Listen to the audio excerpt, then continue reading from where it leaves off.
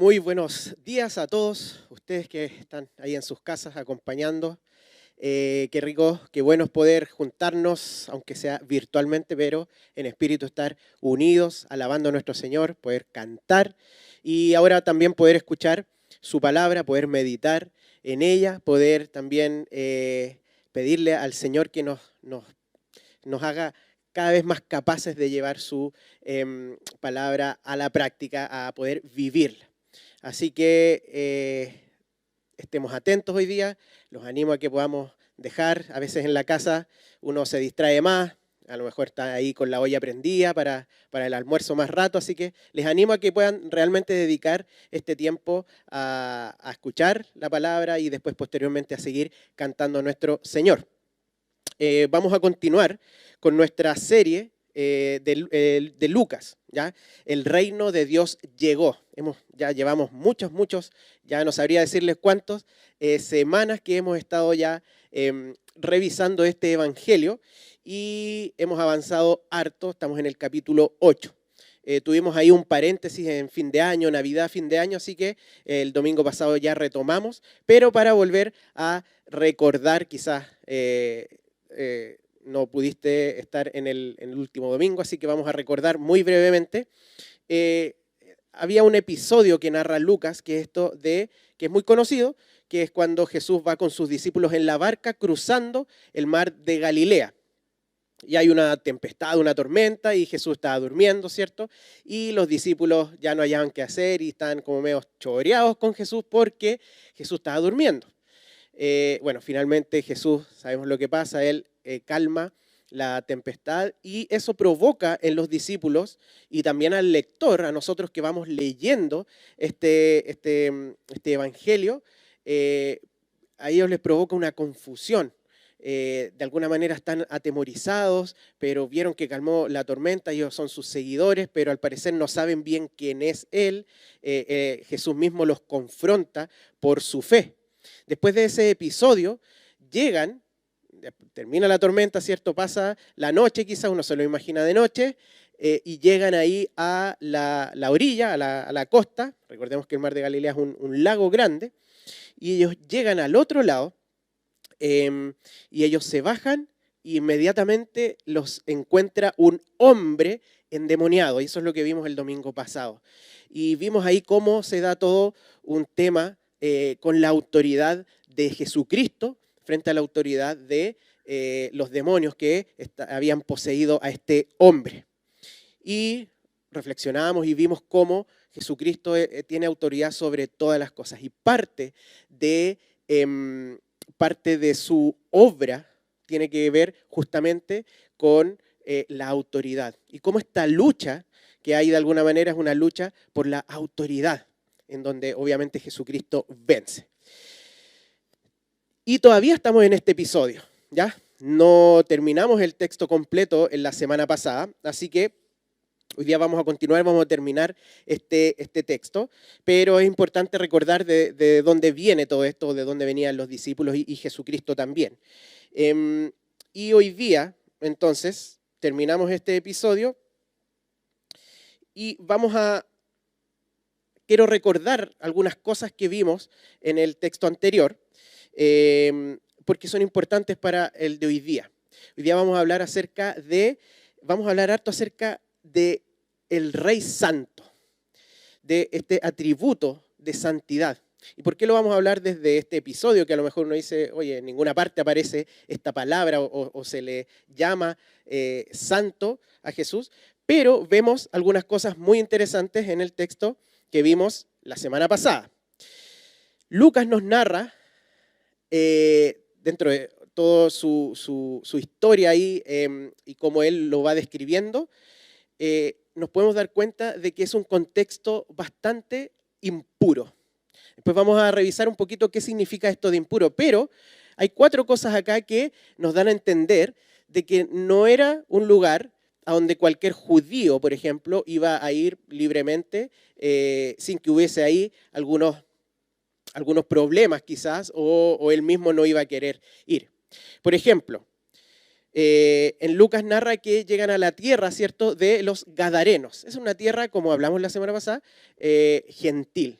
Si ustedes miraran en el mapa, está al ladito, pegado, al otro lado de justamente del mar de Galilea, pero era eminentemente gentil, era un lugar, era parte de una ciudad que estaba dentro de lo que se llamaba Decápolis, que eran 10 ciudades que eran gentiles, estaban pegaditas ahí a Israel. Y los judíos consideraban a los gentiles, que es un gentil, es un no judío, ¿ya? Consideraban a los gentiles como impuros, ¿sí? Y esto no solo desde lo que a ellos se les ocurrió, sino que en el Antiguo Testamento nosotros vemos cómo Dios es quien escoge y aparta a este pueblo de Israel. Y él mismo le dice, no se junten con los otros pueblos, ¿cierto? Porque son impuros, ustedes son mi pueblo santo. Vamos a hablar de eso. Otra, bueno, eso sale ahí en el versículo 26. Otra cosa que nos habla acerca de que todo el contexto era un contexto impuro es que nos habla de que el endemoniado, él moraba, él vivía, no en una casa, ni siquiera como en el desierto, él vivía en los sepulcros, en las tumbas. Es decir, él vivía con los muertos. Y la muerte es algo muy importante también en la ley de Dios y en lo que él reveló al pueblo de Israel. De hecho, cuando un israelita, cuando un judío tocaba a un muerto, un cadáver, él quedaba impuro, quedaba contaminado y de hecho tenía que hacer el tremendo ritual para purificarse. Entonces el tema de la muerte y de los muertos, de los cadáveres, no era menor para el judío, era impuro. Por lo tanto, que un judío se acercara a una persona no solo que había tocado un cadáver, sino que llevaba quizás décadas viviendo entre los muertos, era algo que no era aceptable para un judío, por lo menos alguien que quería obedecer la ley de Dios. Por lo tanto, vemos eso, esto de la impureza en esta parte de la muerte, como se expresa acá, que él vivía, él moraba en los sepulcros. Además, y quizás es lo más obvio, ¿cierto?, que tiene que ver con que este endemoniado estaba poseído por, y Lucas mismo lo dice, por demonios inmundos, ¿sí?, o espíritu inmundo, que justamente hace referencia a esto de la impureza.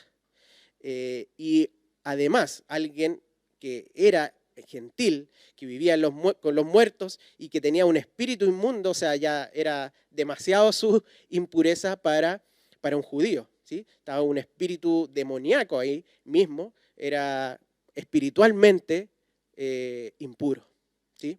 Y finalmente, el tema de los animales, aunque parece como un dato de que, bueno, podían haber sido chanchos, podían haber sido ovejas, podían haber sido un montón vacas, qué sé yo, pero eran cerdos. Y los cerdos eran animales impuros. Y esto nuevamente desde la ley de Dios. No era algo que se inventaron ellos. Era algo que estaba establecido en la ley. Por lo tanto, vemos en estos 4 aspectos, quizás pueden haber más, pero por lo menos estos 4 aspectos, vemos cómo Jesús y sus discípulos llegan a un lugar y todo el episodio está rodeado de impureza, está rodeado de lo inmundo, está rodeado de aquello que Dios mismo había prohibido a su pueblo el juntarse.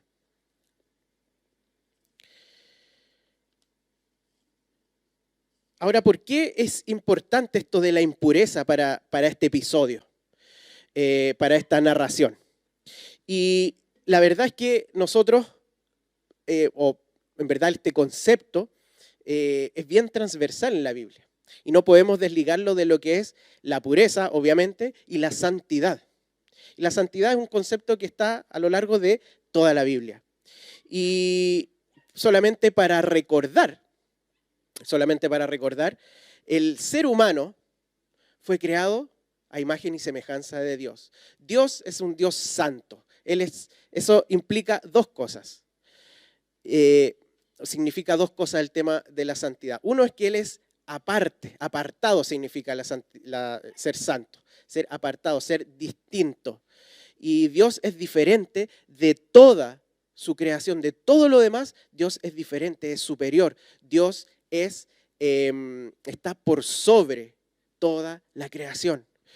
Pero además esto de la santidad tiene un significado que es de pureza.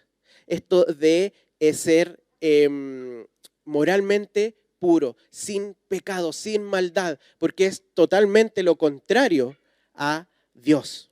Es totalmente lo contrario a Dios. Entonces Dios es santo y significa eso por lo menos, ¿ya?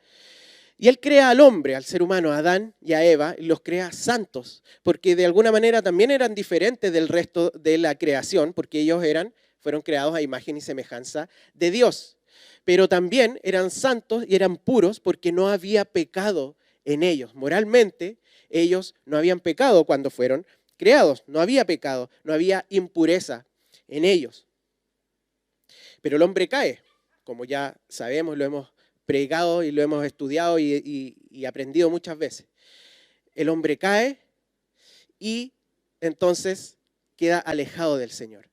Y antes de caer, el hombre podía convivir con Dios y Dios siendo santo. El problema es que ahora cuando el hombre cae, la santidad de Dios ahora lo va a liquidar, lo destruye. Y esto es tremendamente importante. Podemos ver esto como para entenderlo mejor o ayudar a entender, es como el sol. Uno ve el sol y el sol es algo bueno. De hecho, si no tuviéramos sol, nosotros no podríamos vivir. Gracias al sol es que hay vida en este planeta y de hecho el sol nos hace bien, le hace bien a las plantas, le hace bien a la creación, nos hace bien a nosotros, la vitamina D, ¿cierto?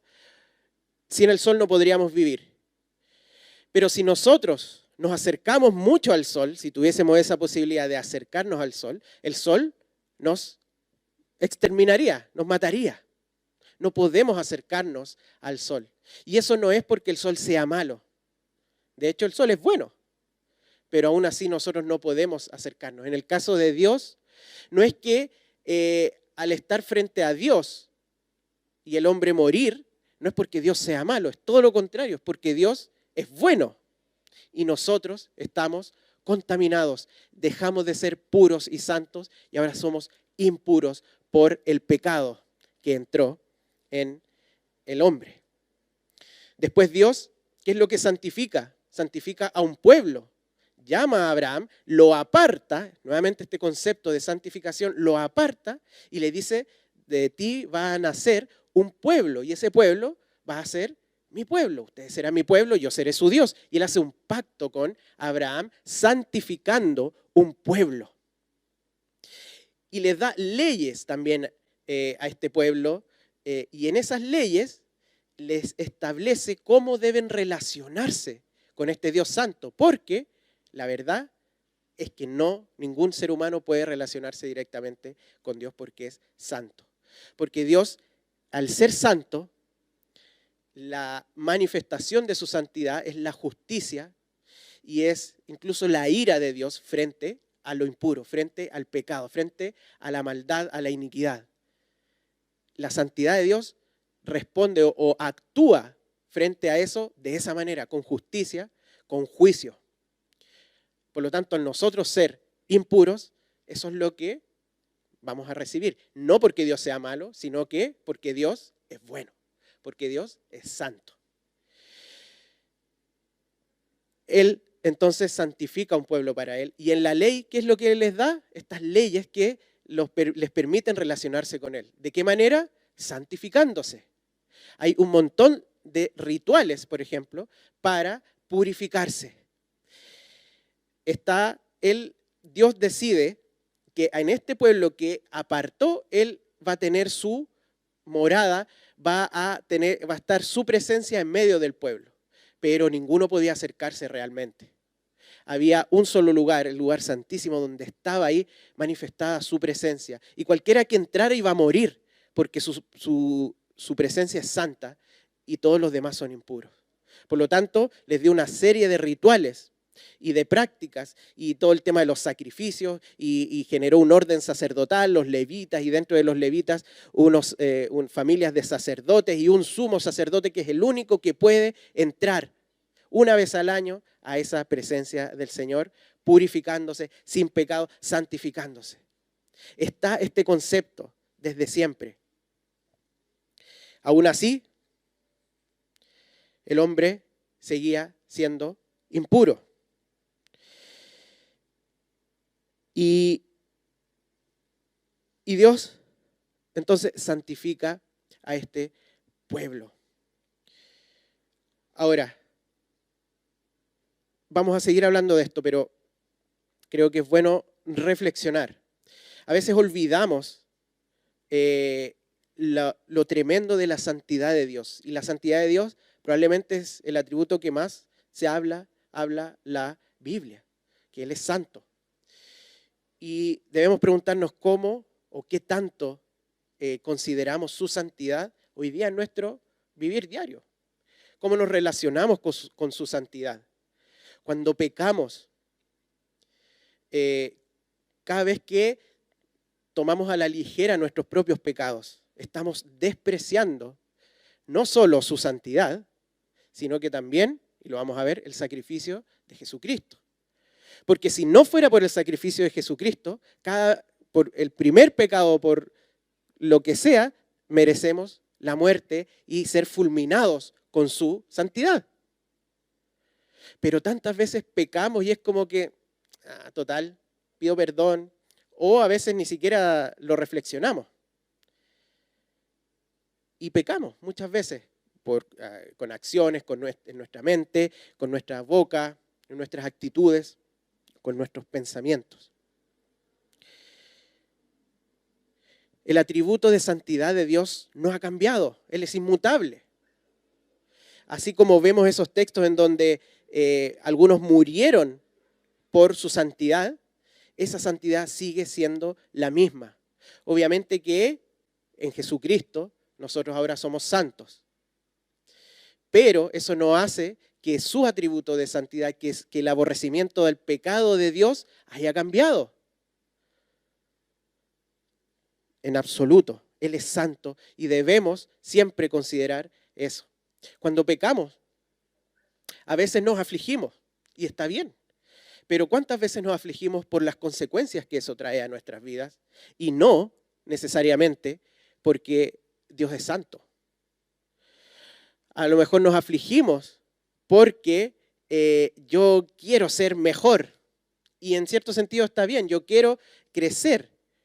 Pero ¿cuántas veces dejamos de lado el dolernos porque hemos pecado frente al Dios santo? Dios es santo y sigue siendo igual de santo que en el Antiguo Testamento. Eso nos debe llevar a un temor reverente, a considerar su santidad en nuestras vidas. Seguimos, vamos al texto. Y no hemos ido casi nada al texto, ahora vamos al texto que nos convoca hoy día.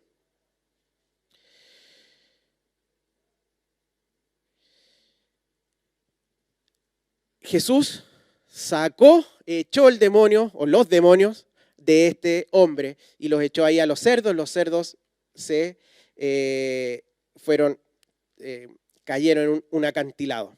Y aquí eso quedamos ahí en el 33. Y en el 34 dice, y los que apacentaban los cerdos, cuando vieron lo que había acontecido, huyeron. Y yendo, dieron aviso en la ciudad y por los campos.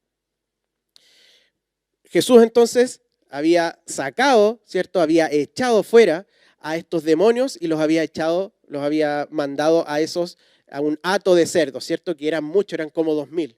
Y todos esos cerdos se tiraron por un barranco. Entonces estaban los que cuidaban los cerdos y ellos se asustaron, ¿cierto? Y se fueron corriendo a la ciudad y empezaron a contar todo esto.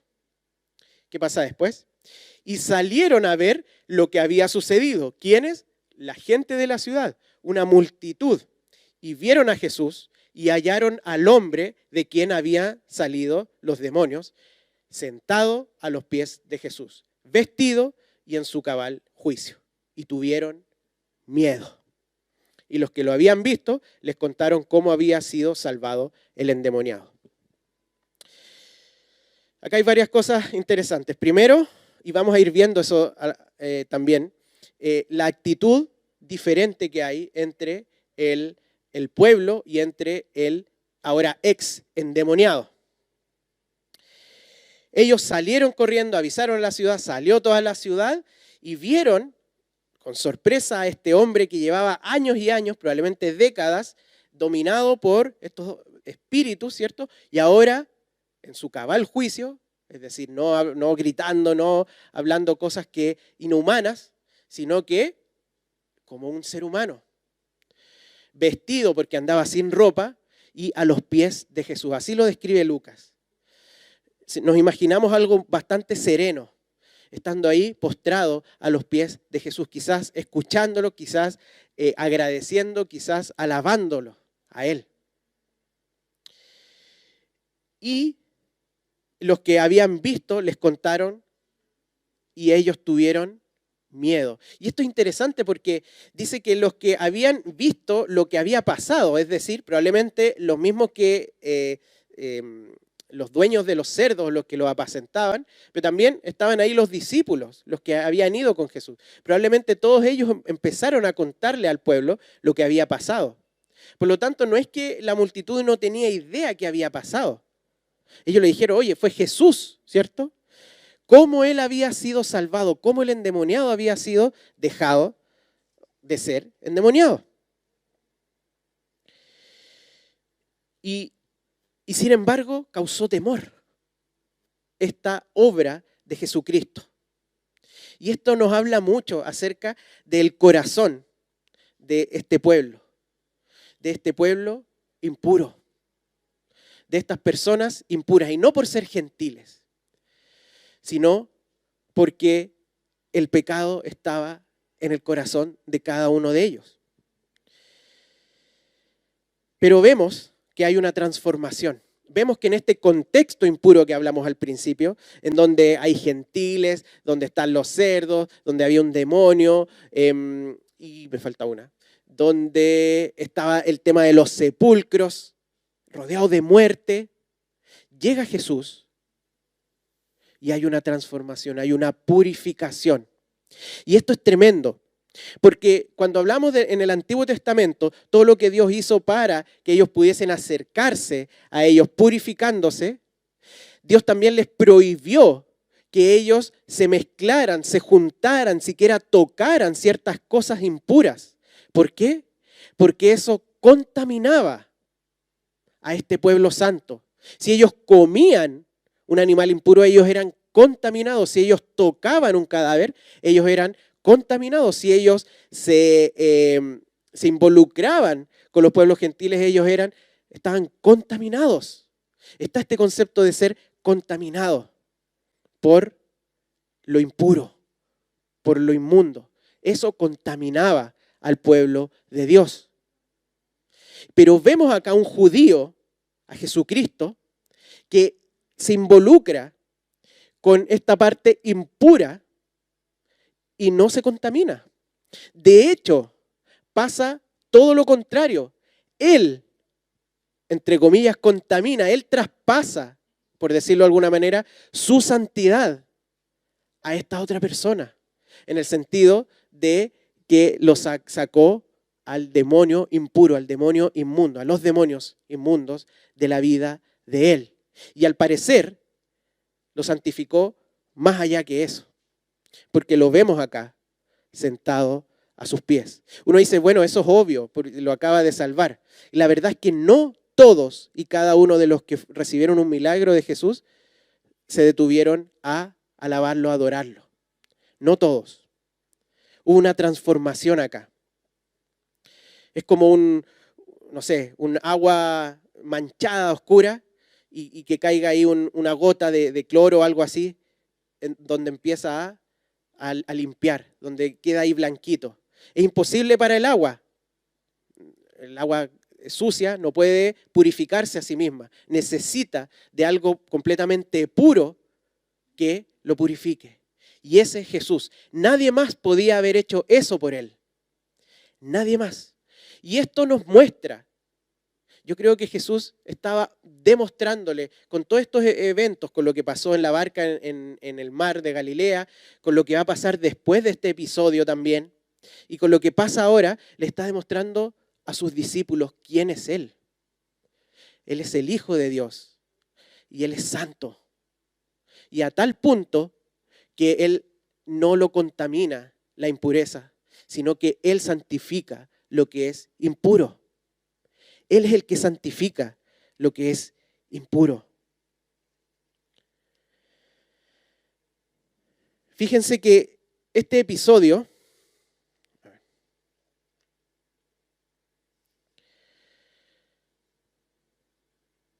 es corto. Después de esto Jesús se va. Es como que Jesús fue a eso nomás. Vamos a ver lo que dice. Entonces toda la multitud, recuerden que tuvieron miedo, entonces toda la multitud de la región alrededor de los gadarenos, o sea, no solo los gadarenos, sino que la multitud de alrededor, o sea, era mucha gente, le rogó que se marchase de ellos. Y uno dice, pero ¿no debería ser al revés? Si yo veo un tremendo milagro, una salvación de esa manera, ¿no debería pedirle a Jesús, Jesús, quédate? Jesús, quédate con nosotros, haz más milagros, purifícanos. No, ellos le pidieron que se fueran. Y aquí hay varias cosas que uno puede pensar, quizás estaban muy enfocados en las riquezas y cómo Jesús mató a, por decirlo así, a 2000 chanchos, que era un producto ahí que ellos vendían o su carne o qué sé yo. El texto no lo dice, pero lo que sí es claro es que ellos tuvieron miedo y rechazaron a Jesús. Ellos le pidieron que se fuera. Y eso es tremendo. Le rogó la multitud que se marchase de ellos, pues tenían gran temor. Y Jesús, entrando en la barca, se volvió. Jesús no les dijo, no, me voy a quedar y voy a seguir, no les predicó, no, se fue. Dijo, está bien, me voy. Fíjense que es la segunda vez que alguien le ruega algo y él accede. Primero fueron los demonios que le dijo, no nos mandes al abismo, mándanos a estos cerdos, ¿ok? Ahora llega al pueblo y les dice, Jesús, no te queremos acá, ándate. Ok, sigamos leyendo. Y Jesús, el 38, y el hombre de quien había salido los demonios le rogaba que le dejase estar con él. El hombre también hace un ruego, es el tercer ruego que le hacen a Jesús. ¿Cuál era ese ruego? Que le dejara estar con él. Esto de estar con él era básicamente ser uno más de los que te están acompañando. Quiero ser tu discípulo, quiero viajar contigo, quiero andar contigo, quiero vivir contigo, quiero aprender de ti, quiero vivir mi vida como tu discípulo. Entonces vemos que no hay solamente un exorcismo, hay una transformación desde lo impuro, de lo inmundo, a la santificación. Su corazón está postrado ante Jesús, no solo él, sino que su corazón, su vida está postrada ante Jesús. Y él le pide que por favor pueda vivir con él, pueda ser su discípulo, digamos, pueda ser su discípulo, estar con él.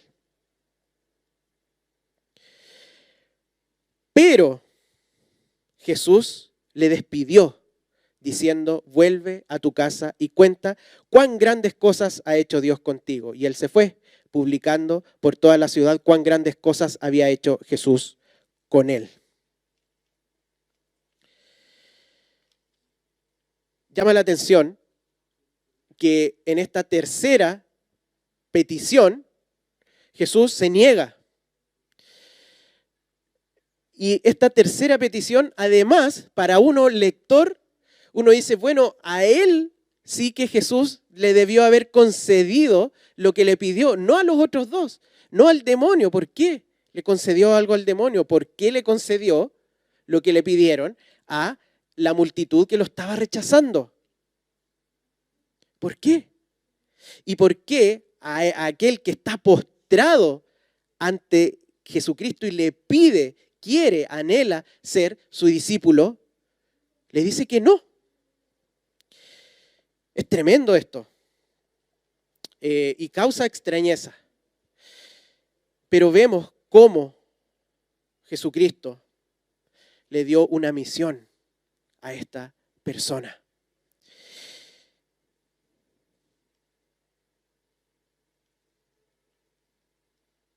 Jesucristo le dijo que no, pero no porque no quiso simplemente, sino que, ¿qué es lo que le dice? Vuélvete a tu casa y cuenta cuán grandes cosas ha hecho Dios contigo. Anda a tu ciudad. Y esto es importante porque recordemos que él llevaba años no viviendo en la ciudad. No es como que había salido el mismo día en la mañana y en la tarde Jesús le está diciendo devuélvete a tu casa, ¿no? Habían pasado años, como hemos hablado, quizás décadas, en que él no había vuelto a la ciudad y que no estaba en su sano juicio. Por lo tanto, él vuelve, Jesús le dice que vuelva probablemente a su familia. ¿Para qué? Para que cuente lo que Dios había hecho por él. Entonces vemos esta figura. Vemos a Jesucristo, el único santo, el único puro, que viene a lo impuro, a lo inmundo, para purificar a esta persona, para santificar a esta persona. Y después se va, pero le deja una misión. Y le deja una misión a este santo y puro, que él quede en este lugar impuro, ¿haciendo qué? Predicando y proclamando de aquel que es santo. ¿Se fijan? Esta es una muestra de lo que Jesús vino a hacer acá. Jesús vino a los impuros, a nosotros. No porque nosotros lo hubiésemos llamado. Él vino a santificarnos, a su pueblo. Y no nos saca del lugar impuro. No nos quita de ahí, sino que nos envía, así como envió al ex endemoniado. Lo deja ahí.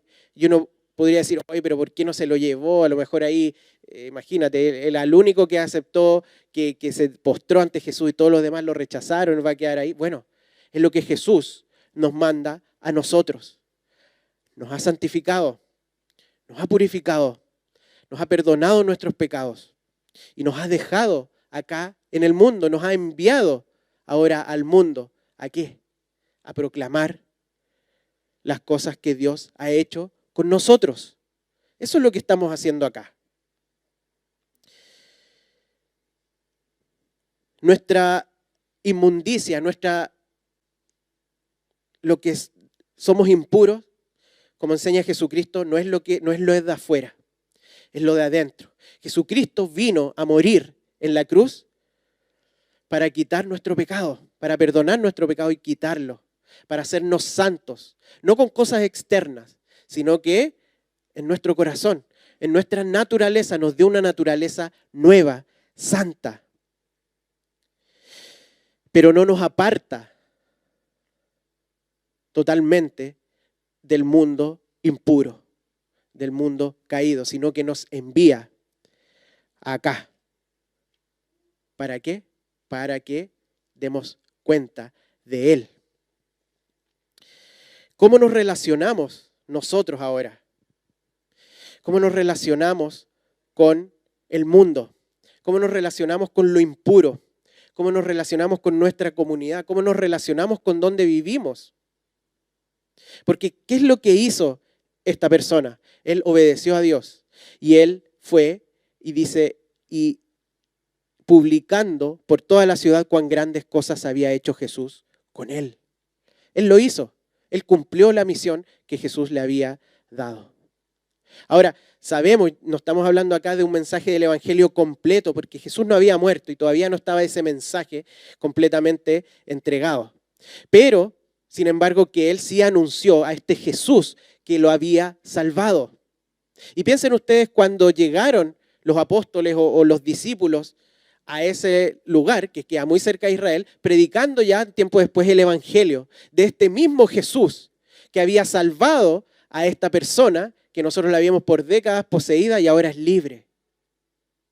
Esa fue la misión de Jesús, le entregó a esta persona. Él quiso ser su discípulo y Jesús le dijo, anda a tu casa. Pero eso no quiere decir que él no fue su discípulo. Él hizo lo que Jesús le ordenó. Quizás a pesar de lo que él anhelaba en ese momento. ¿Cómo nos relacionamos nosotros con las demás personas? ¿Cómo nos relacionamos con este mundo impuro? El Señor nos ha salvado. Él vino a morir por nuestros pecados. Si tú crees en Jesucristo, es porque has sido salvado por Él. Es porque Él te tocó. Porque no podemos creer en Él si es que Él no hace la obra en nosotros primero. Y hemos sido santificados, hemos sido purificados. Pero esa santidad no nos lleva a, y quiero poner 3 ejemplos o 3 actitudes que muchas veces podemos tener en el mundo. No nos lleva a apartarnos del mundo. Si en un sentido somos apartados porque somos santos, pero el Señor no nos ha quitado, no nos ha llamado a hacer comunidades cristianas independientes del mundo. No, Él nos envía al mundo. No debemos apartarnos. No debemos no mezclarnos, evitar cualquier contacto. No estamos en el Antiguo Testamento en ese sentido de que nos vamos a contaminar si tocamos o si compartimos con otra persona, si comemos ciertas cosas. No nos contaminamos. Jesucristo dijo, no es lo externo lo que contamina, sino lo de adentro. El Señor nos ha santificado. La santidad de Dios que está en nosotros ahora por Jesucristo, no nos lleva a apartarnos del mundo. Estamos acá. Estamos acá. Insisto, en un sentido sí, porque somos santos. Ya no pertenecemos al mundo. Pero estamos acá, porque Él nos envió igual a como envió a este hombre. Tampoco nos lleva a imponer nuestros valores y principios a quienes no han sido santificados. No podemos imponer esta pureza moral a aquellos que no han sido santificados. Cada uno de nosotros debe, o cada uno de los seres humanos debe ser transformado. No podemos nosotros como iglesia imponernos en el mundo. La santidad no nos lleva a adaptarnos tampoco. Bueno, si no podemos o no nos lleva a apartarnos, si no nos lleva a imponernos, bueno, entonces nos adaptamos. Eso sería contaminarse cuando nosotros andamos como el mundo anda, hacemos lo que el mundo hace. Hacemos lo que los que no conocen a Cristo hacen para satisfacerse sus propias placeres. Entonces, fíjense que no es que no podemos hacer nada, que no podemos relacionarnos con las otras personas, que no podemos disfrutar de la música, que no podemos disfrutar de comer, que no podemos disfrutar de un montón de cosas que Jesucristo hizo acá, que no nos relacionemos. Pero tampoco es que adoptemos el pecado del mundo, porque eso es lo que está contaminado. La santidad, ¿a qué nos lleva? A vivir, aunque suene repetitivo, santamente en el mundo. Nosotros debemos vivir mostrando la transformación que Jesucristo hizo en nosotros por su sacrificio. Y proclamando, al igual que este ex endemoniado, al que es santo y que nos ha santificado. Esa es la forma en que debemos relacionarnos con el mundo. La santidad implica todas estas cosas. No nos apartemos, no nos impongamos, no nos adaptemos, sino que vivamos santamente para mostrar lo que Jesús, lo que Dios ha hecho en nosotros y proclamemos a aquel que es santo. Porque además nosotros tenemos su Espíritu Santo morando en cada uno de nosotros.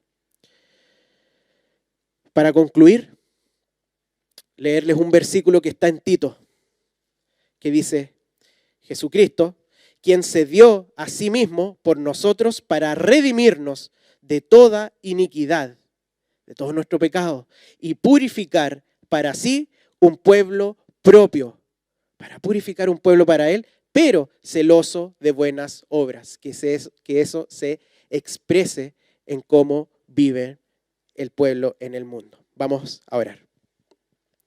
Señor, te agradecemos por tu santidad, Señor. Te agradecemos porque además Tú viniste, Señor, porque nosotros no podíamos santificarnos a nosotros mismos. Y tú nos santificaste, Señor. Te agradecemos porque en tu muerte es que podemos ser santos, Señor. Y hemos sido apartados para ti, apartados del pecado y apartados para vivir para ti, Señor. Ayúdanos a vivir en este mundo caído, aún pecaminoso, impuro, Señor. Ayúdanos a vivir mostrando tu santidad y tu luz, Señor. Te agradecemos y lo pedimos en el nombre de Jesús. Amén.